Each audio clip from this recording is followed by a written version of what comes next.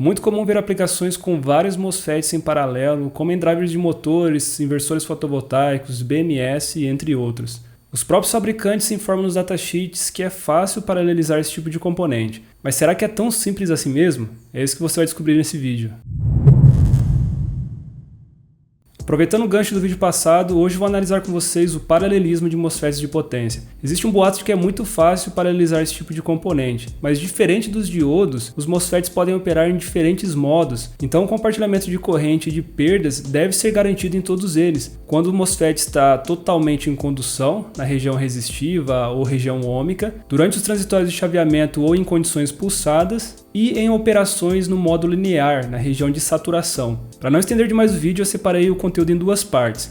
No vídeo de hoje vou abordar a condição estática e o modo linear, e no próximo vídeo eu abordo a questão dinâmica do chaveamento. Então, sem mais enrolação, vamos ver o que acontece se a gente conectar dois MOSFETs operando na região resistiva. Neste primeiro teste, eu configurei a fonte para operar no modo de corrente constante, fornecendo 4 amperes. A saída da fonte vai para os MOSFETs que estão com o dreno em comum, e em série com o source de cada MOSFET eu coloquei um multímetro para medir as correntes individuais. Também usei essa outra fonte de 15 volts para acionar o gate dos transistores e assim garantir que eles vão operar na região resistiva. Inicialmente eu habilitei a fonte com tensão nula e fui aumentando até entrar no modo de corrente constante. Observe que a corrente total fornecida é de 4 amperes, mas ela não se divide igualmente entre os MOSFETs.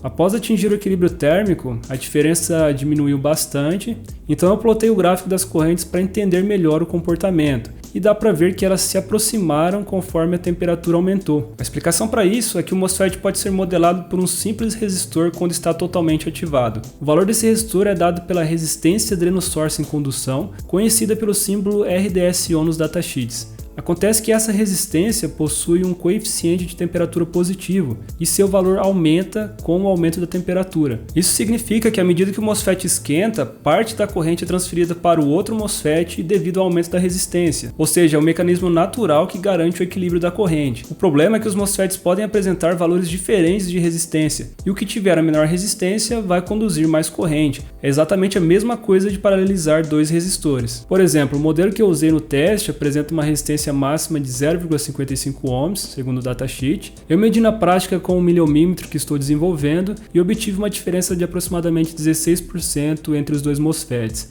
Nesse caso, para igualar de fato as correntes, o FET com menor resistência precisaria esquentar cerca de 15 graus a mais do que o outro. Para analisar melhor esse fenômeno, eu criei esse modelo termoelétrico no LTspice, onde eu tenho os dois MOSFETs em paralelo com as respectivas resistências em condução, e aqui ao lado eu tenho um modelo térmico de cada um. Reparem que eu modelei as resistências em função da temperatura de junção, justamente para emular o efeito térmico.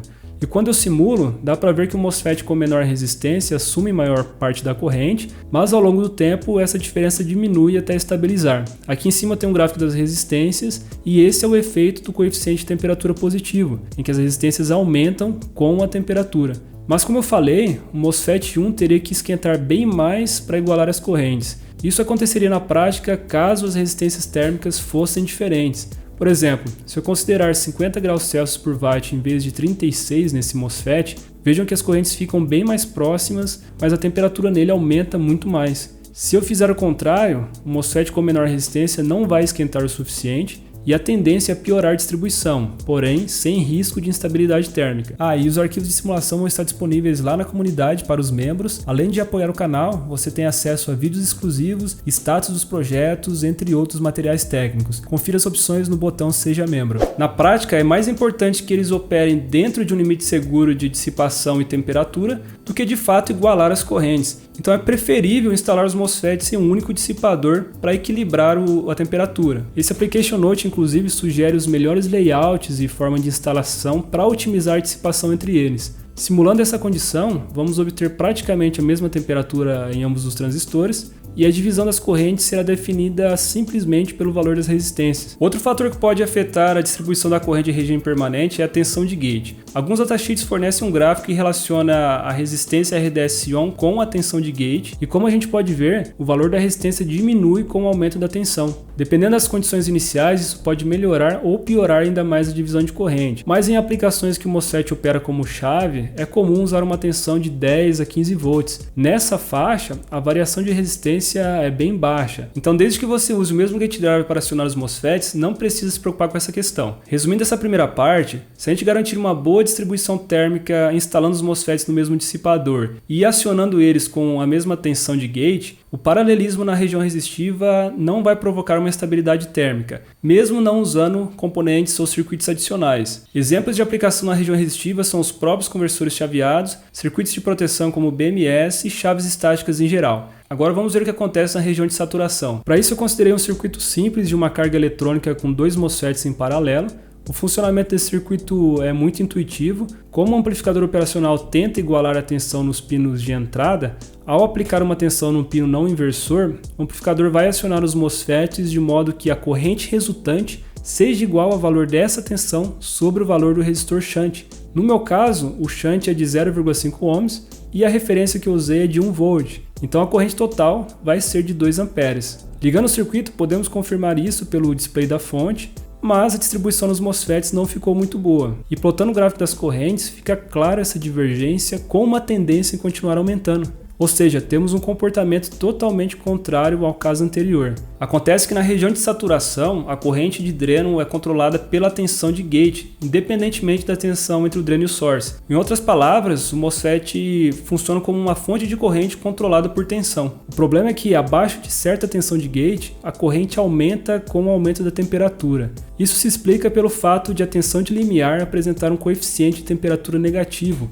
ao contrário da resistência de condução. O ponto em que as curvas se invertem é chamado de coeficiente de temperatura zero, ou pela sigla ZTC em inglês. Abaixo desse ponto, que é a região de operação de aplicações lineares, o sistema possui uma realimentação positiva que pode gerar uma instabilidade térmica. Então o MOSFET possui tanto o coeficiente de temperatura positivo quanto negativo dependendo da região de operação. Se eu simular o circuito considerando apenas o efeito da resistência de condução, as correntes se dividem perfeitamente. Isso comprova que na região de saturação o que manda na corrente é a tensão de gate. A resistência não tem nenhuma influência, então para simular o efeito térmico nessa condição, eu adicionei uma fonte de tensão em série com o gate. Essa fonte depende tanto da tensão de limiar quanto da temperatura de junção, como vocês podem ver pela equação, e o coeficiente KVT é negativo. Então, quando a temperatura aumenta, é como se a tensão de limiar diminuísse, assim como acontece na prática. Simulando com a mesma tensão de limiar para os dois MOSFETs, nada acontece.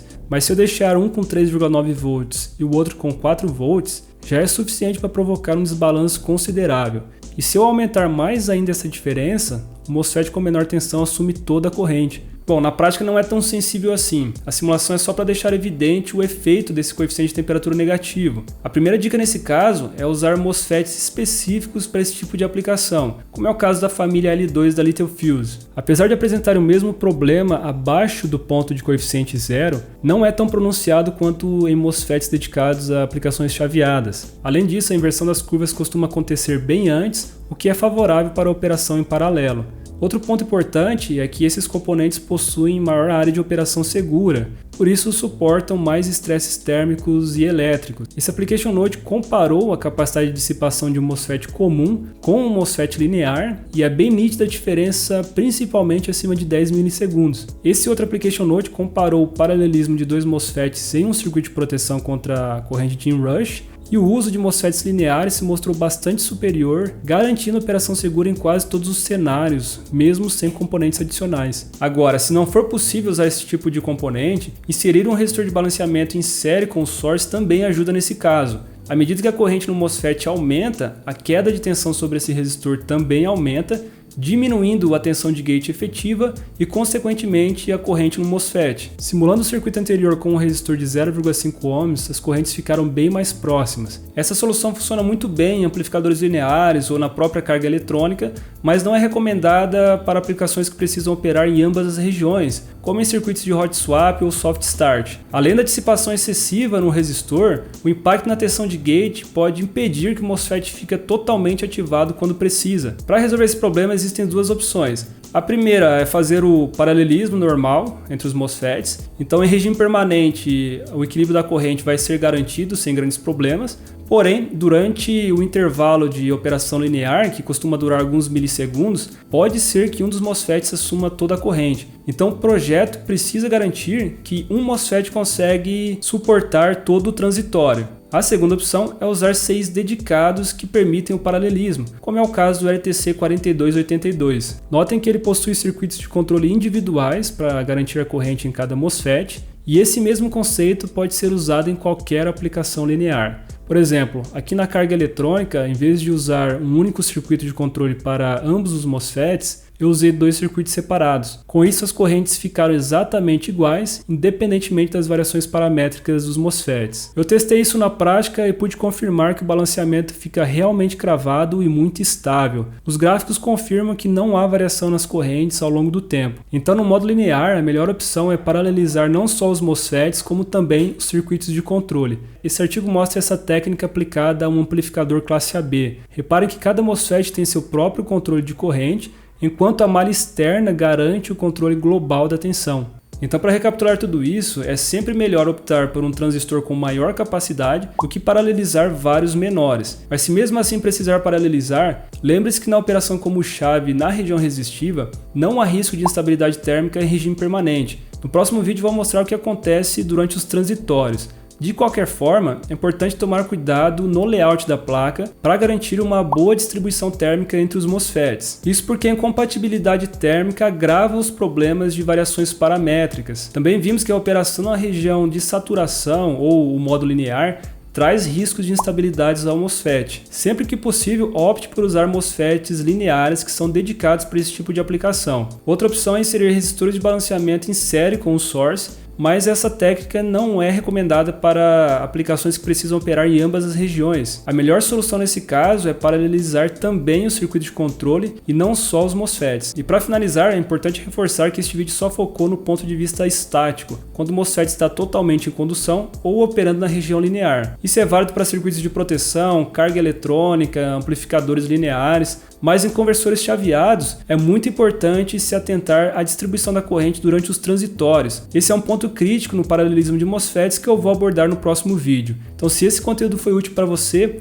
não deixe de curtir e de se inscrever no canal caso não seja inscrito. E se quiser acessar os arquivos de simulação, referência, entre outros materiais, veja as opções no botão Seja Membro. Valeu por assistir e até o próximo vídeo.